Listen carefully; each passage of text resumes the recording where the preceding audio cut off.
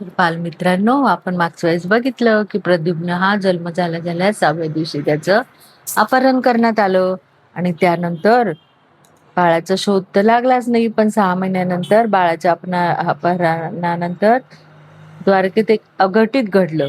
ते आपण मागच्या वेळेस बघितलं होतं, पण ते काय अघटित घडलं तर आज आपण बघू. सत्राजित नावाचे एक प्रतिष्ठित ज्येष्ठ यादव मंत्री होते. त्यांच्या पत्नीचं नाव होतं वीरवती. सत्राजितांना एक जुळा बंधू होता, प्रसेन नावाचा. दिसायला अगदी त्याच्यासारखा, स्वभावनं करारी. दोन्ही बंधूंचा मंडळात फारच दबदबा होता. त्याला कारणही तसंच होतं. सत्राजित नैष्टिक सूर्यभक्त होता. रोज तो त्याच्या भव्य वास्तूत नेहमी धार्मिक प्रतिष्ठान चालत.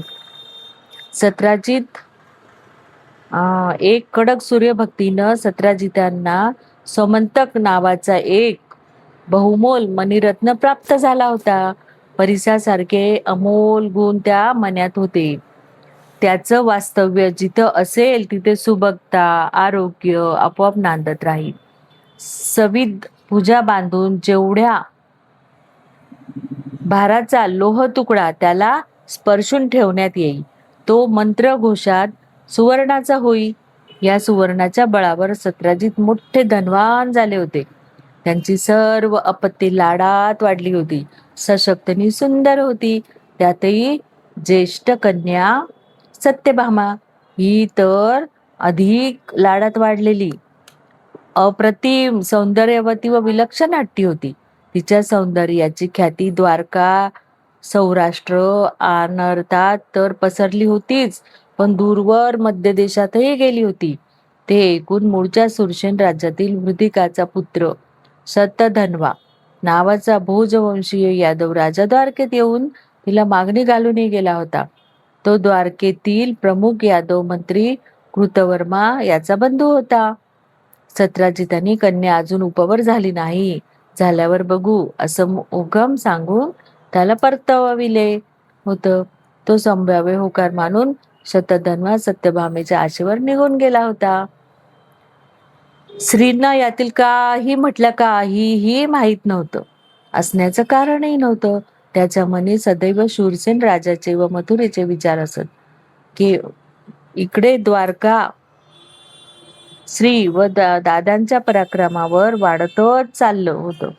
तिकडे मथुरेत उरल्या सुरल्या यादवांना घेऊन महाराज शूरसेन राज्यकारभार बघत होते.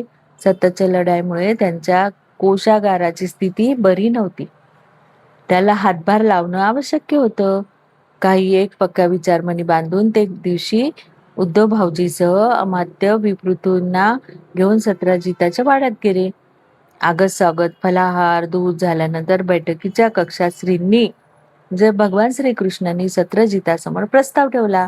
ज्येष्ठ काका, माझी आपल्याला एक नम्र विनंती आहे. आपण सर्व यादव कुळ मूळचे मथुरीचे. ते एक स्थान वृद्ध महाराज उग्रसेन शर्तीनं राखतायत. वार्ता आहेत त्यांच्या कोशागाराची दुस्थिती आहे. आपण सर्वांनी ती सावरली पाहिजे. यास्तव एक प्रस्ताव घेऊन मी आलो आहे. बोला द्वारकाधीश, कसला प्रस्ताव? नाही म्हटलं तरी सत्राजिताच्या मनी आपल्या लाडक्या सत्यभामेला ही दुसरी मागणी तर नाही ना, अशी शंका येऊन गेली. तो म्हणतो, आपल्याकडील बहुमोल समंतक मणिरत्न समंत्र आपण सुधर्मा राजसभेत माझ्या स्वाधीन करावं. मी ते उद्धव व गर्गमुनींसह मथुरेला उग्रसेन महाराजांकडे धाडीन. श्रींनी नेहमीच्या पद्धतीनं हसत अलिप्त मनानं प्रस्ताव ठेवला. तो ऐकून सत्रजित गडबडलेच. आपल्या व्यवस्थापकाकडे बघत म्हणाले, हे काय भलतंच मागणं. आमच्या जागी तुम्ही असता तरी हे मान्य केलं नसतं. द्वारकाधीश, क्षमा करा, हे अशक्य आहे. ते धडधडीत व अवमानकारक उत्तर ऐकताना ठीक आहे, जशी ज्येष्ठांची इच्छा, असं उत्तर देतानाही श्री निर्लेप हसले. उद्धव भाऊजी मात्र एका ज्येष्ठ आप्ताकडून आपल्या दादांना मिळालेला हा नकाराचा आहेर ऐकताना खोलवर कुठेतरी दुखावले होते. सर्वच त्या कक्षाबाहेर निमूटपणे यायला निघाले. कुणीच काही बोललं नव्हतं. अशातच आपल्या अश्वपालाची तंतनत एक चपलांग स्त्री त्या वास्तूत शिरली. नुकतीच अश्वारोहणाची दीक्षा घेऊन ती परतली होती. विपृत उद्धव भाऊजी व निवडक यादवांच्या मेळ्यात आपल्याच वास्तूत प्रत्यक्ष श्रींना बघताच मात्र ती चपाकली. श्री सुलभ संकोचानं सावरत मुकाट आत निघून गेली. सोमंतक मनाच्या अद्भुत नाट्याला प्रारंभ झाला.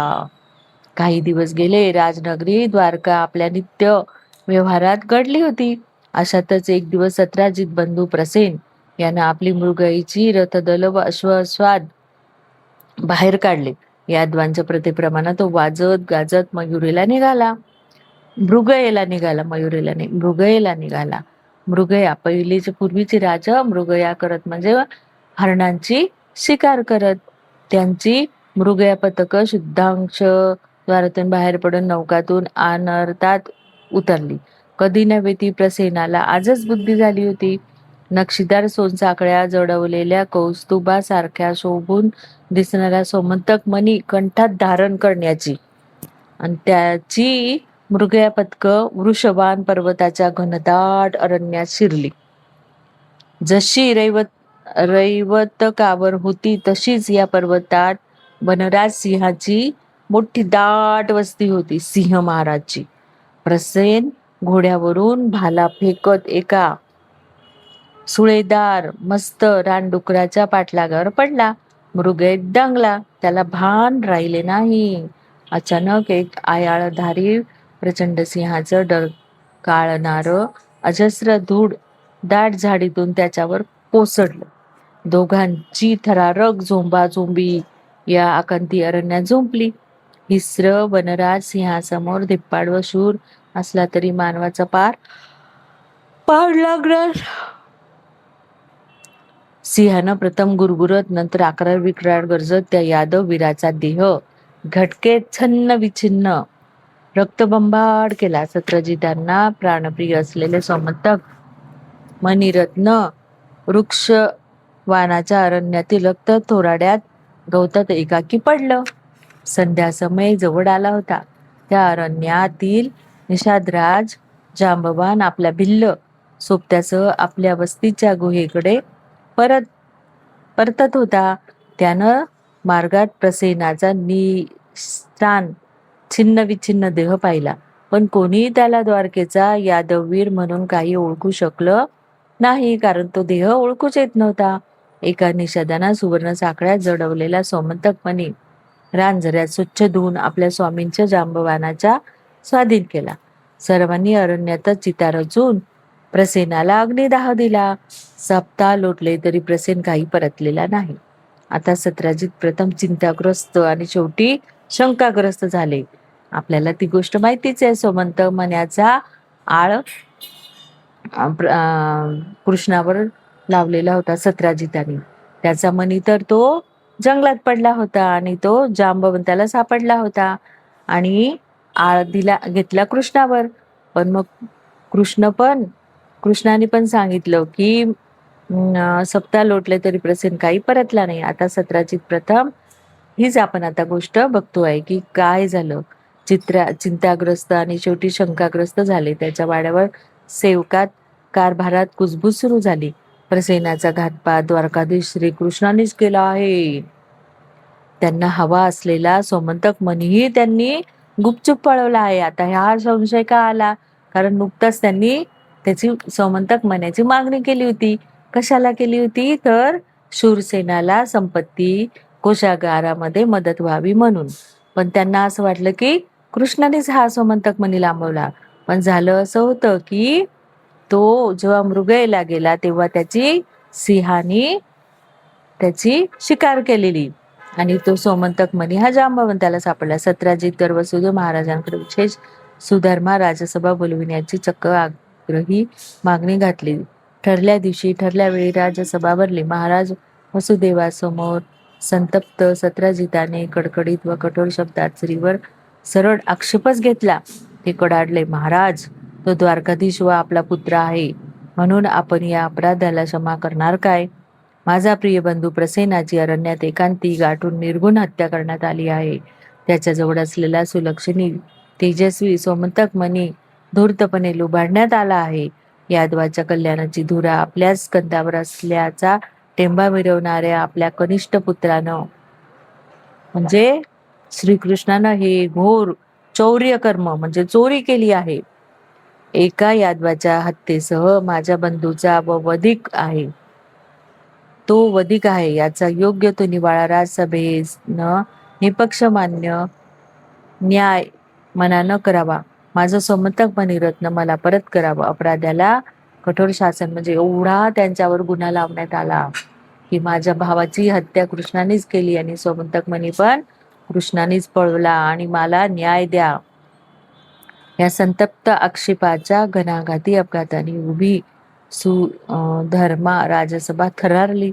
ज्येष्ठत्वाच्या मंत्रिपदाच्या आणि अपार ऐश्वर्याच्या बळावर म्हणूनच सत्राजित भर सभेत श्रीभर असा कठोर आक्षेप घेऊ धजले. हे असत्य आहे. यत्किंचित मणिधारकानं यादवाच्या कंठातील मणी असलेल्या श्रीकृष्णावरचा हा आक्षेप तात्काळ क्षमा याचनेसह मागे घ्यावा, अन्यथा परिणामाला सिद्ध व्हावं. धिक्कार धिक्कार. कोण कोण कुठून कुठून बोलावं हे समजलंच नाही. आता उभ्या राजसभेची दृष्टी आमच्या आसनावर खेळली. मी तर कधीच न पाहिलेला समोरचा राजसभेचा देखावा पाहून हादरलेच. मणिशंखाच्या प्रश्नाचा कल्लोळ उठला. मी हादरले हे जाणूनही माझ्या नेहमीच्या चतुरपणानं हसून बघत श्री अति शांतपणे उठलेच. त्यांनी एकतच राहावी अशी नादमय अमोघ वेणुवाणी लयीत स्रवू लागली. बघा, कृष्ण संतापले नाही. कृष्ण शांततेत उठले आणि त्यांनी काय सांगितलं? यादववीर हो, शांत व्हा, शांतच राहा. सुधर्मा राजसभेचे ज्येष्ठ मंत्री आदरणीय सत्राजित काका यांचं मी प्रथम हार्दिक अभिनंदन करतो. तो पूर्णतः अनपेक्षित व चमत्कारिक प्रभावानंच सभा क्षणिक चिडीचूप झाली. एकाग्रतेनं ते दुर्मिळ श्री बोल ऐकू लागली. श्रीच्या गारुडवाणीनं यादवांची सुधर्मा राजसभा पुन्हा एकदा मंत्रभारित झाली. अभिनंदन अशासाठी की आज सत्राजित काकांनी सर्व यादवांना राजनीतीचा एक निर्भय व नवा पायंडा घालून दिला आहे. कसला? तर न्यायाच्या प्राप्तीसाठी कुणाची पत्रास न ठेवता घडलेला अन्याय भर सभेतही निर्भयपणे स्पष्टपणे बोलून दाखवण्याचा. माझे गुरुवर्य आचार्य सांदेपणे यांची मला हीच शिकवण आहे.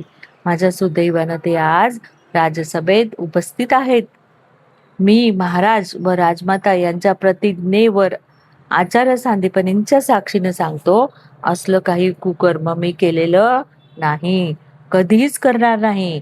कसल्याही सुलक्षणी आणि तेजस्वी मणिरत्नाचा मला यत्किंचितही मोह नाही, असायचं कारणही नाही. श्रींनी हेतुतः वक्षावरील कौस्तुभ मणी क्षणिक वाळला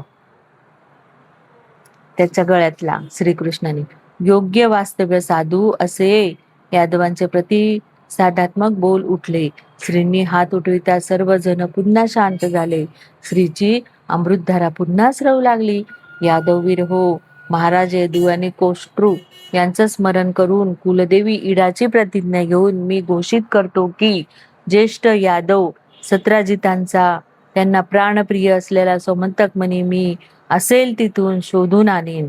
याच भरल्या सभागृहात मी तो त्यांच्या स्वाधीन करीन.